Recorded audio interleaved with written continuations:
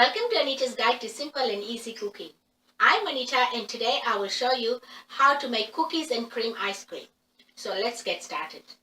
I've got here 1 packet of Oreo biscuits, 600 ml of thickened cream, 1 can of condensed milk and 1 teaspoon of vanilla extract. You will also need a plastic container with a lid, a Ziploc bag, a spatula, a rolling pin, chilled bowl and beaters. Put them in the freezer for 30 minutes before whipping up your cream. You will also need an electric beater and a piece of plastic wrap. Plastic wrap is going to stop any ice particles from forming in our ice cream.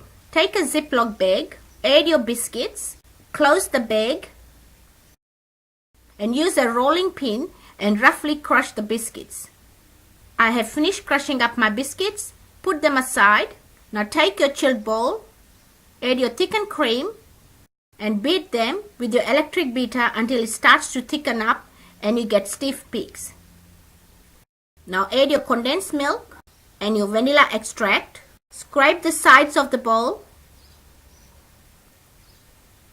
and beat them again with the electric beater until it's all combined. Scrape the sides of the bowl again.